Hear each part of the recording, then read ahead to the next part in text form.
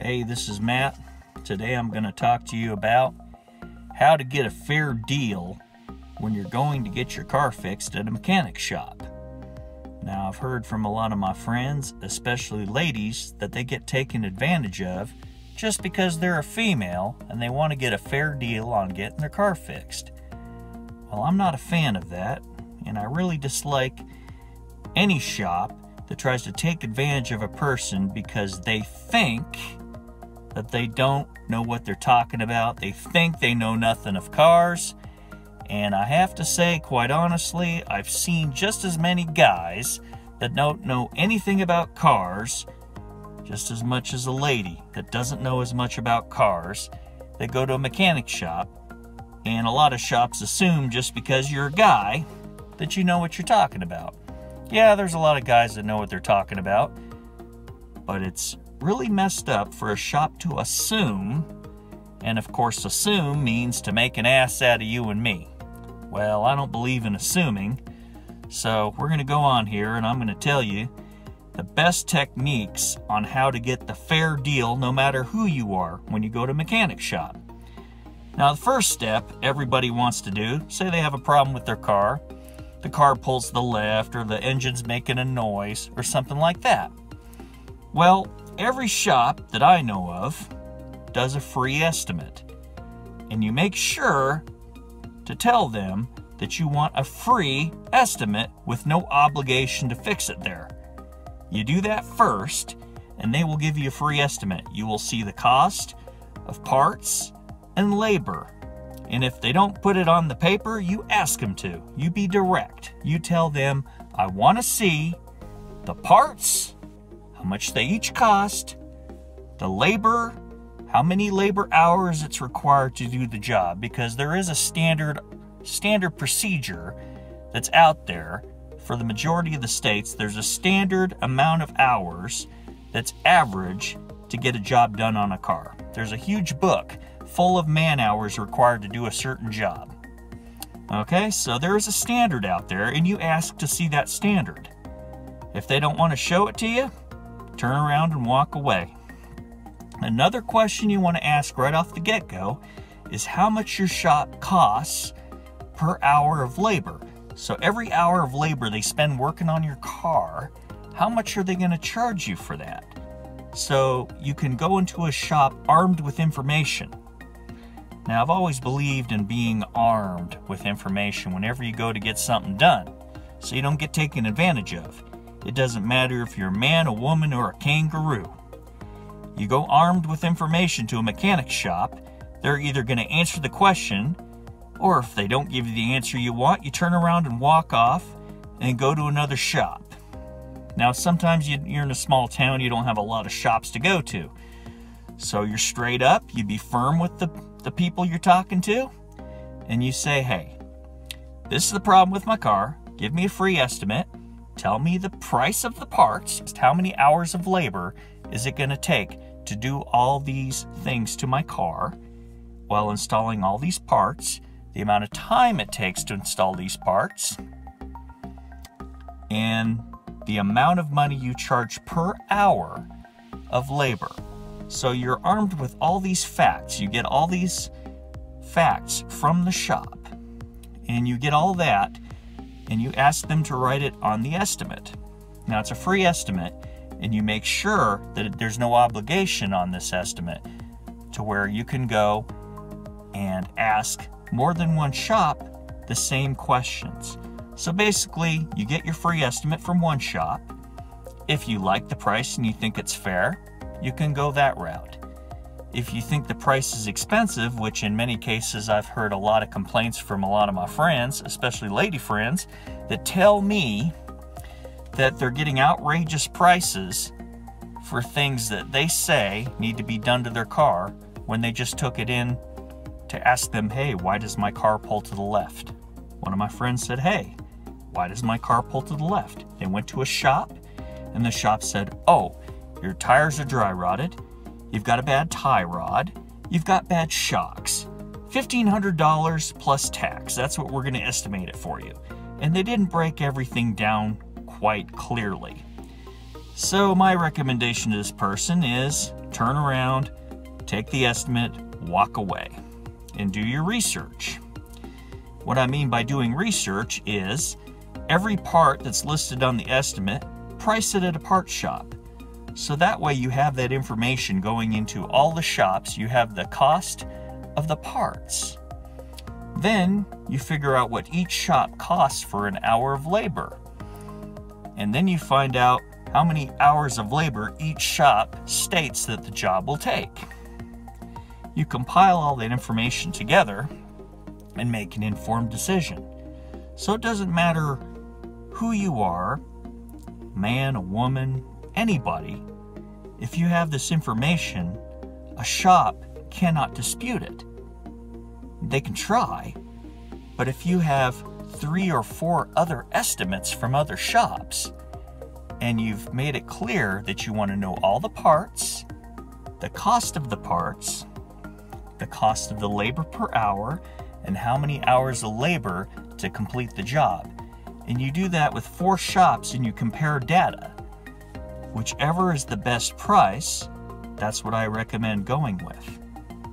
And also, when you're talking to the shops, if they treat you like a person when they're talking to you, and they take the time to explain everything that they're doing in this estimate, that would also be a good route to take. That would also be a good shop that I would go to.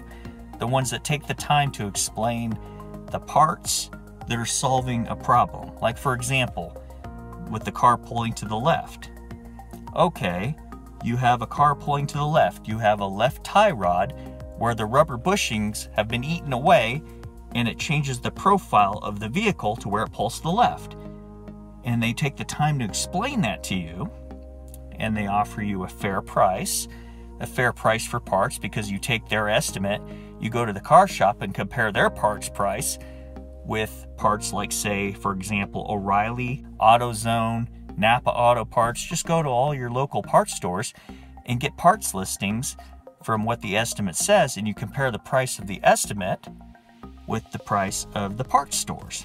Now, if the parts stores, the local parts stores, are cheaper than what the shop is charging for the parts, then ask the shop if you can buy the parts at the parts shop, bring them to the shop for installation. And if they agree with that, hey, there's one way to save money right there.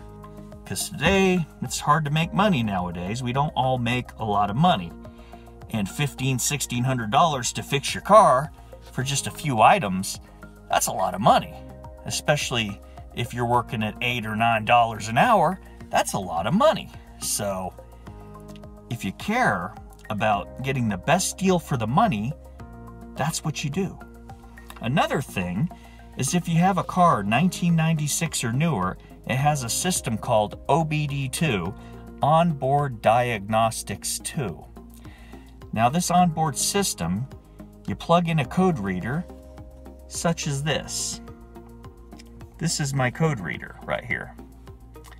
Probably hard to see what's on my screen, but this code reader, or one like it, can be purchased at most of the auto parts stores like Craig & O'Reilly, AutoZone, or Napa Auto Parts, just to name a few. And to get a good code reader, you want one that explains live data.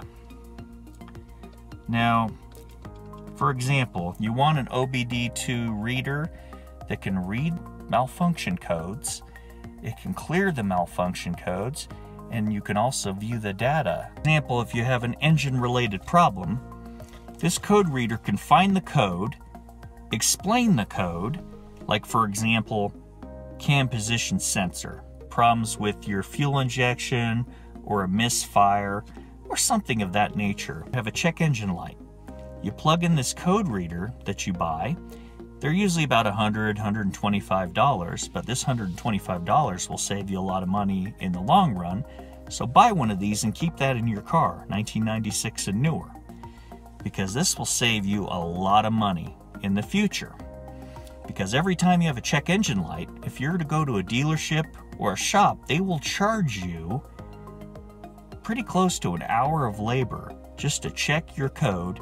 And if you need it reset to verify, they will charge you for that. Some car shops will let you look at the code for free, but they won't reset your check engine light because some states have that as a law, because that's how car dealerships and maintenance shops make their money. Code reading, check engine lights, that's a big money maker at car dealerships and shops. So having your own code reader that has the capability of resetting codes is a very big plus, because 1 hour of labor could be as much as this code reader costs.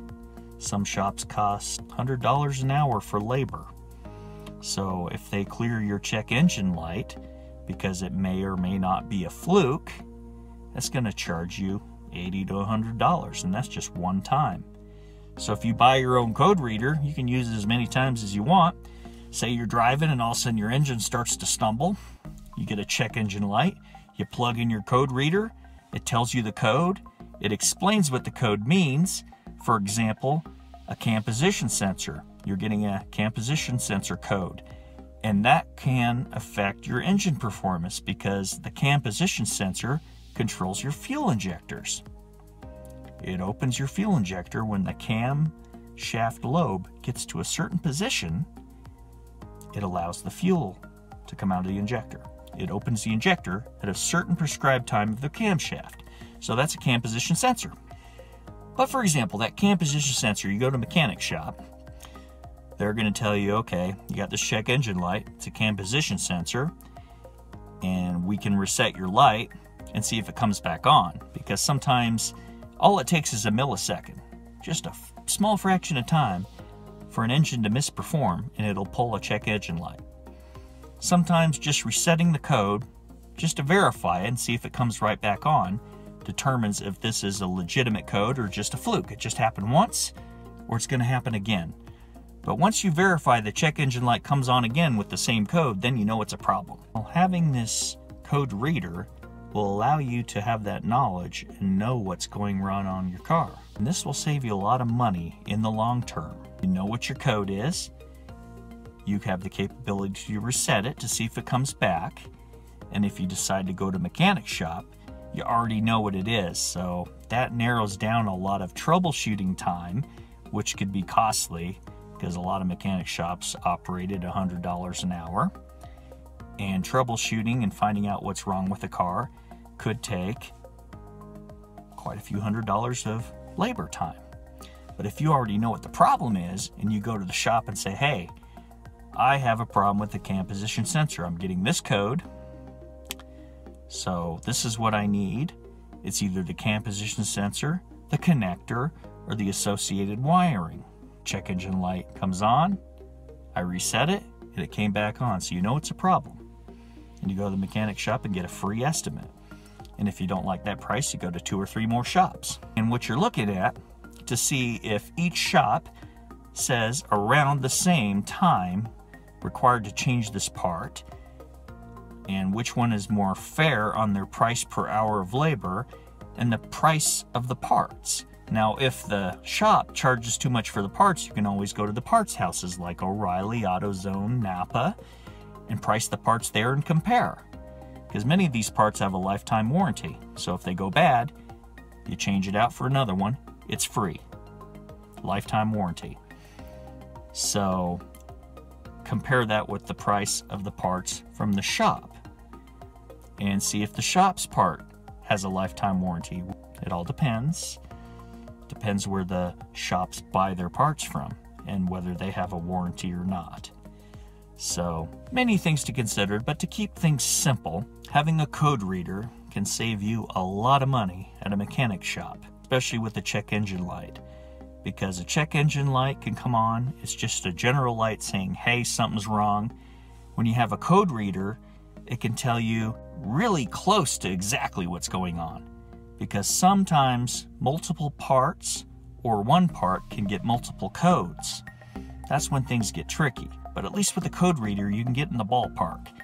You can get whether it's a cam position sensor or crank position sensor, multiple cylinder misfire. There's so many codes out there. Vacuum leaks, emissions leaks, so many codes out there. But at least with a code reader, you can know what the code is, and you can go to the shop educated. So going to the shop educated with this information, you're going to get a much better price. You're going to get treated fairly because you know what you're talking about. And you can also go on YouTube and Google. I mean, if you have a question on what a part is, you look at your code reader, it says this part is bad. So you go on Google and look up the part and you'll know what the part is. So you're going to get educated on what the part is. You're going to learn something. And you go to that shop and ask for an estimate. You're going to go there educated and you're going to get a fair deal. And that's how you do it.